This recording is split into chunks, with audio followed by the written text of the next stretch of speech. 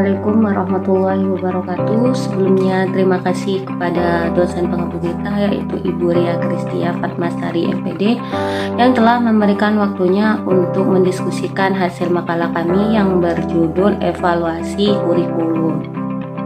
Untuk mempersingkat waktu, langsung saja perkenalkan, nama saya Hilyatul Janas sebagai moderator sekaligus pemateri pertama, dan selanjutnya pemateri kedua yaitu Abdul Wahid, dan pemateri ketiga Aditya Bahtiar Hirata.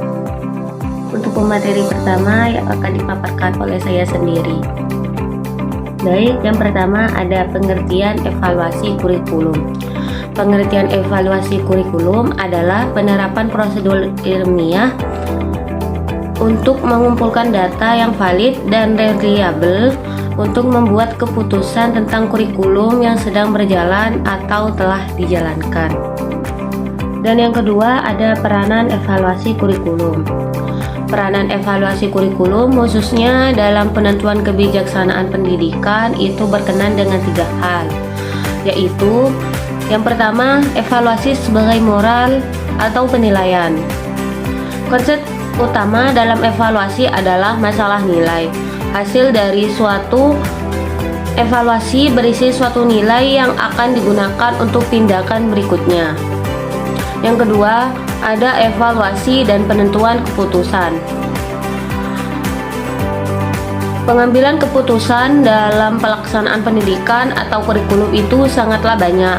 Misalnya, guru, siswa, orang tua, kepala sekolah, para pengembangan kurikulum, dan sebagainya. Dan yang terakhir ada evaluasi dan konsensus nilai. Ada 2 kriteria dalam penilaian kurikulum.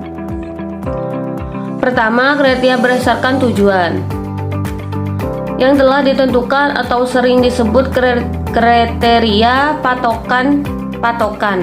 Dan yang kedua, kriteria berdasarkan norma-norma atau standar yang dicapai sebagaimana seadanya. Selanjutnya akan dipaparkan oleh pemateri kedua yaitu Abdul Wahid. Nah, lanjut ujian sebagai evaluasi sosial. Ujian memberikan dasar evaluasi dan menilai terhadap perkembangan belajar. Dengan evaluasi dapat diperoleh informasi yang akurat tentang menyelenggarakan pembelajaran dan keberhasilan belajar siswa. Berdasarkan informasi itu, hingga dapat dibuat keputusan tentang kurikulum itu sendiri, pembelajaran, kesulitan, dan upaya pembimbingan yang perlu dilakukan. Selanjutnya akan dipaparkan oleh pemateri ketiga yaitu Aditya Bahtiar Hirata. Baik, di sini saya akan menerangkan model-model evaluasi kurikulum. Yang pertama, model Taylor, dalam kurung Taylor model. Apa itu model Taylor? Model ini dibangun atas 2 dasar pemikiran. Pertama, evaluasi yang ditunjukkan pada tingkah laku peserta didik. Kedua, evaluasi yang harus dilakukan pada tingkah laku awal peserta didik sebelum melaksanakan kurikulum dan sesudah melaksanakan kurikulum, dalam kurung hasil. Yang kedua, model yang berorientasi pada tujuan. Model ini adalah model evaluasi ini menggunakan tujuan-tujuan tersebut sebagai kriteria menentukan keberhasilan. Yang ketiga, model pengukuran. Model ini sangat menitik beratkan pada kegiatan pengukuran. Dalam pengembangan kurikulum, model ini telah diterapkan untuk mengungkap perbedaan-perbedaan individual maupun kelompok dalam hal maupun minat dan sikap. Selanjutnya, model kesesuaian. Model ini memandang evaluasi sebagai suatu kegiatan untuk melihat kesesuaian antara tujuan dengan hasil belajar yang telah dicapai. Yang kelima adalah model evaluasi sistem pendidikan. Model ini menekankan sistem sebagai suatu keseluruhan dan merupakan penggabungan dari beberapa model.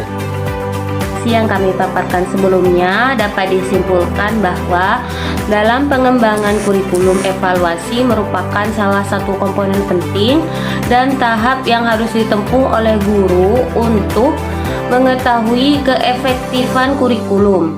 Evaluasi kurikulum adalah suatu tindakan pengendalian, penjaminan, dan penetapan mutu kurikulum berdasarkan pertimbangan dan kriteria tertentu sebagai bentuk akuntabilitas. Sekian presentasi dari kami, kurang lebihnya mohon maaf. Wassalamualaikum warahmatullahi wabarakatuh.